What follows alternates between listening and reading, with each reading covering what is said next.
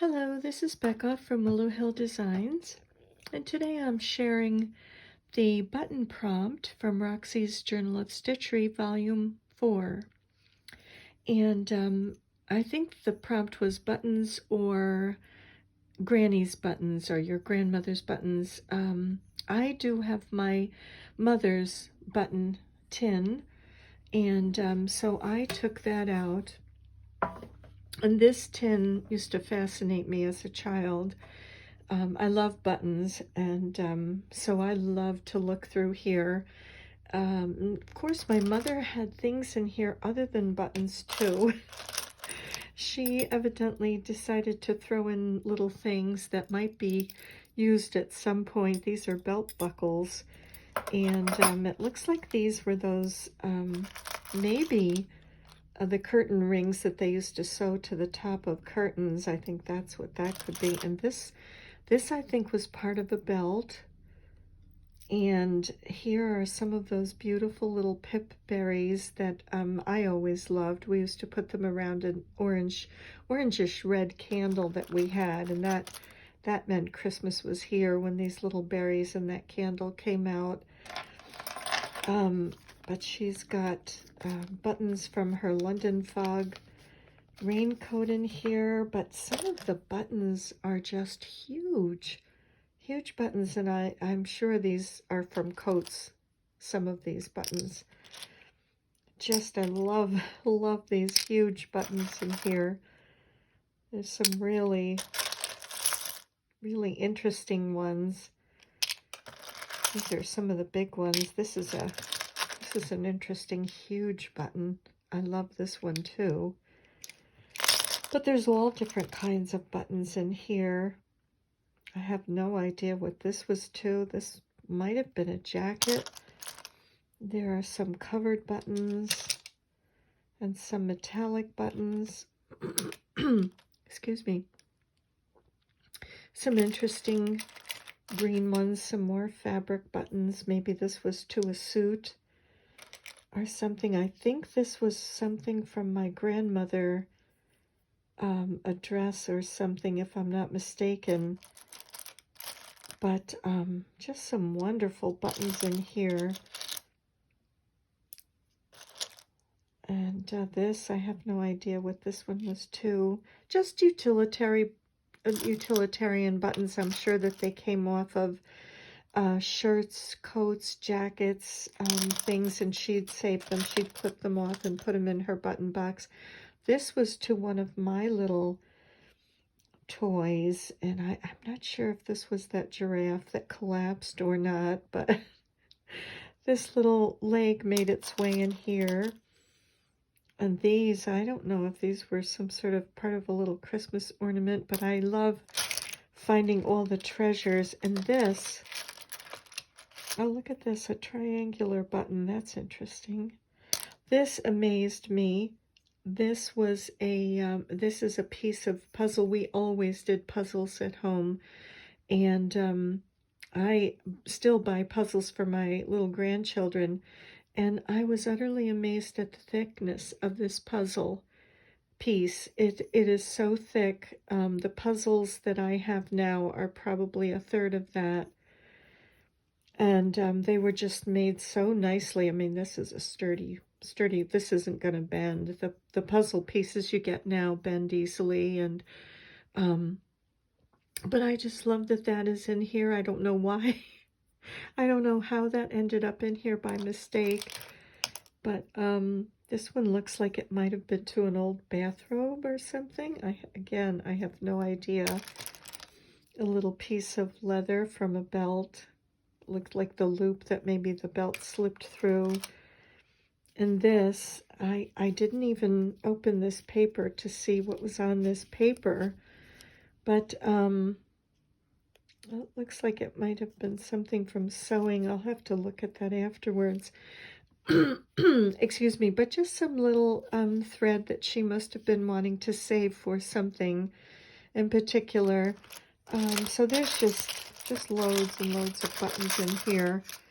There's even a little piece of decorative soap, a little rose soap, And maybe she was using this to mark something, I don't know. But lots of good buttons. These I thought were very cool. There's a couple of these too in here. But I just couldn't use any of her buttons. This looks like it was to something of my dad's. I couldn't use her buttons. I just couldn't. I felt that they have to stay in this tin. Look at this, even a shower curtain ring back in the day. So why that is in the button box, I have no idea. A pine cone is in here too.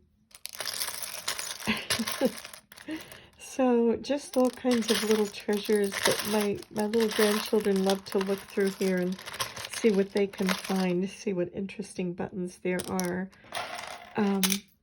But I just couldn't use any of her buttons. I felt they had to stay in here. It has to stay intact just the way it was when she had it. So I left everything in there, and I think there must have been maybe cookies or candy in this. I don't know. I was so little. I have no idea what was in this. Maybe cookies. But so I didn't use my mom's, even though I have her buttons and they are treasured.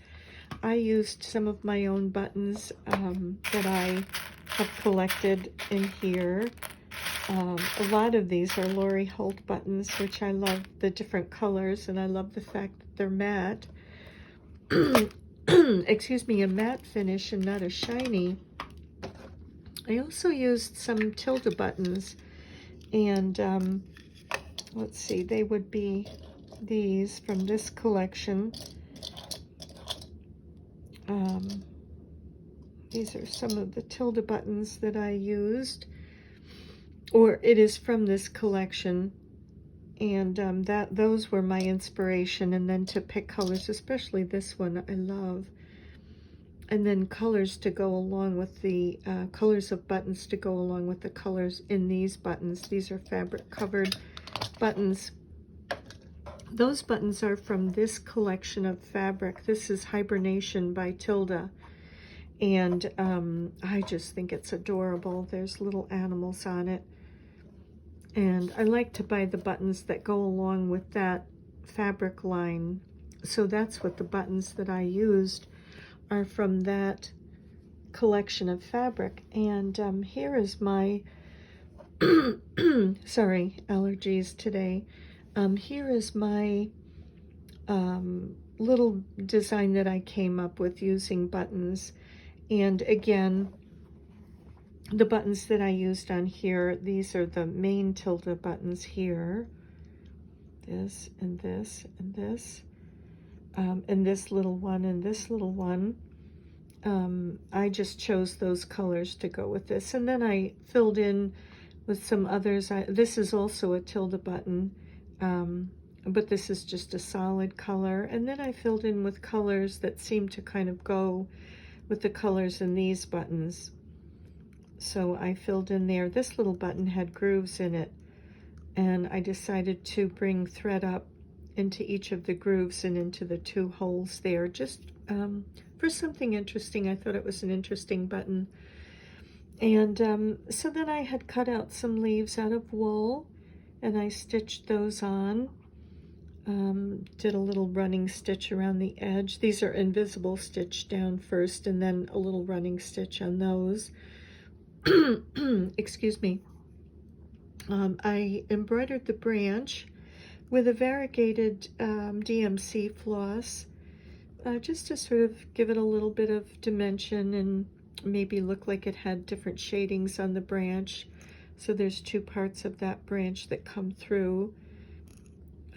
These little, I guess, little flower spikes of buttons on here. And I also used some pearl cotton for these little kind of rosettes, or little berries, maybe they are, on this button branch, this button tree. And the DMC that I used for that, or this is, I think this is Valdani, if I'm not mistaken, but this is a number 5. So this is a thicker thread, and that gave some nice, I think I did 3 wraps on these French knots, and it gave them a nice size to them, a nice chunky size. And then what I did was I had drawn some scrolly kind of designs around this piece. I didn't want anything with color to stand out and take away from the button, the little button branch here. I just wanted some texture. And so I just drew these little scroll pieces, and I embroidered those with DMC number 12, and this is an ivory or an ecru. I don't have a little paper on the end, so I'm not sure of the color, but it's an off-white or an ivory color. Very pretty, and it just gives a subtle look of texture on this hexagon. And then I also went around all the elements here with a seed stitch, and just again gave some texture behind this little branch, doing some seed stitches. It's not easy to say. Around this little branch, giving it a little more texture and not adding color or not making it kind of confusing in any way, just giving it a little bit of texture to the block, but also you can see it. You can see this ivory thread in here. So that is my little offering for the button prompt. This was very, very fun, and the way I did this was probably kind of unconventional. Not the greatest of idea. I had sketched in the branch with a friction pen, and then I placed all the buttons where I wanted them and then put pins through the buttons, and that's how I stitched all these buttons on. I didn't want to take them off and try to remember. I did take a couple of photos, but I didn't want to have to replace all of them. So as I'm stitching, these all had pins in these buttons holding them in, and they were kind of going through like this. So they were all pinned down like this. So the pin went through and they were all pinned down, and I'm trying to stitch, and I would just do one group at a time, take those pins out, another group, take those pins out, just because I didn't want to have to refer to a photo and try to place them all again. So, and I only used like one thread going through just once with each of the buttons, and once I got them all down and secured, then I went back with some DMC floss or pearl cotton. I think it was DMC, and just stitch them a little bit more firmly. Again, just using one strand of the DMC, so they're down firmly now. And I also added some little French knots here in the centers of these buttons, just to give a little interest also. So that was it. This was really very easy and really very, very much fun to work on this. I enjoyed this one. And I'll just share quickly, the next one is something found. And I just thought, that's very hard. I don't know. I didn't know where to go. You could go fabric, you could go lace, you could go anything. Well, I found this little girl, and I truly can't remember who gave her to me. I cannot remember. I'm not sure if it was my sister or someone else, but I thought she was so cute. So I think she's going to be on that next hexagon. And I found this. This was one of my mom's pins. My mom loved her pins. She always wore a scarf and a pin to work or wherever she was going. And this, the little back was broken off of it. So this is perfect. I'll stitch this down. And I found these little pins. These little pins my daughters used to make back in the day friendship pins and they used to pin them on their sneakers and they would exchange them in school, in elementary school, and I'm not sure if it was high school too, but I found one of their little friendship pins, so I thought I would take that. This was in the button box, and I just love this. This was my mom saving a little bit of string, and I just think that's so pretty. So that's going to be also something found. This was also in the button box. What an interesting button. I don't know if it's wooden or what, but a lot of the green paint, if that was paint on there or coloring, is gone, and it's just the wood left with this little gold metal design on there, and I just love that. I think that's very pretty. This is a little one of those buttons, and I think my brother ordered this for me, and I think this was when the twist was in. My brothers and sister were older than me, and I remember when the twist came in with American Bandstand, and so he ordered me this little button, and it still has the little clasp on it, so I think I'll include that too. Just kind of making a collage of things that I like.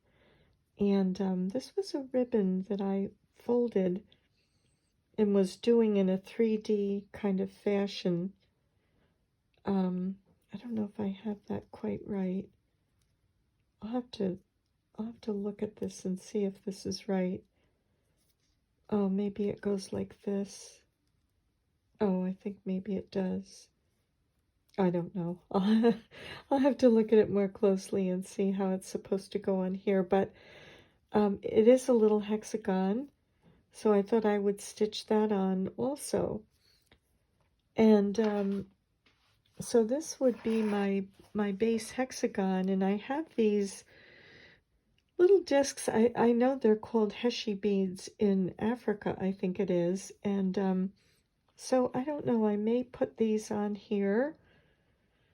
And I was thinking that if this, when I make this little, all of these hexagons and stitch them onto the old quilt, I thought I would put all of my little found objects onto this, a piece of flannel.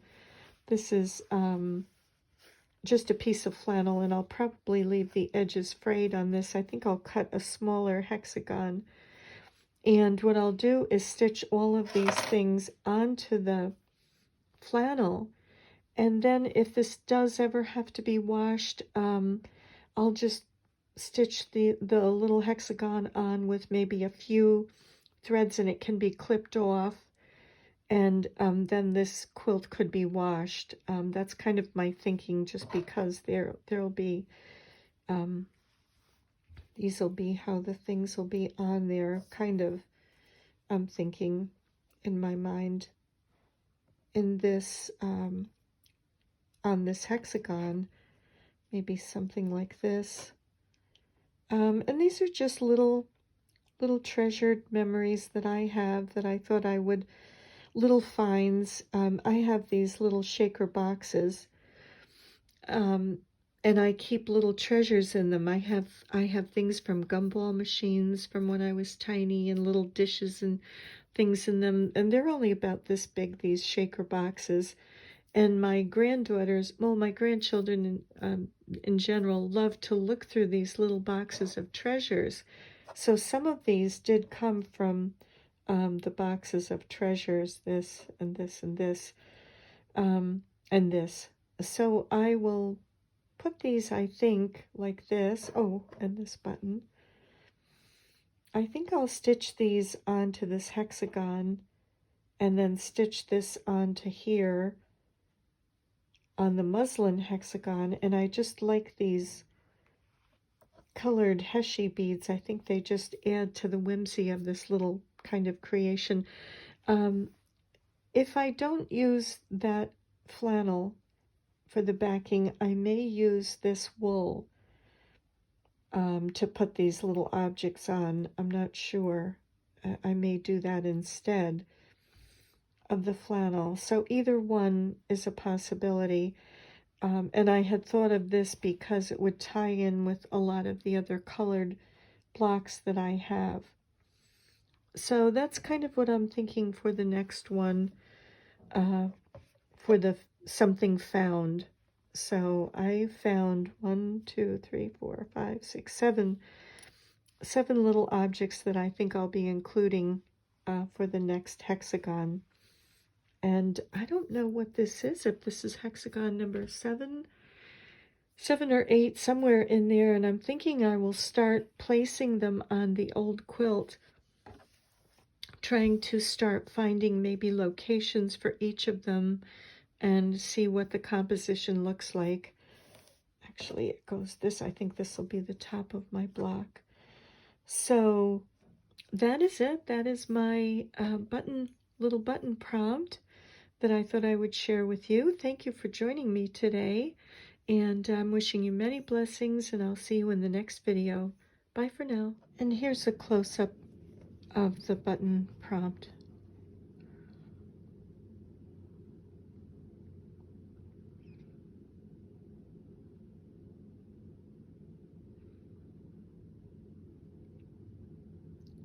Forgot to do my little usual close-up. Thanks again for watching. Bye for now.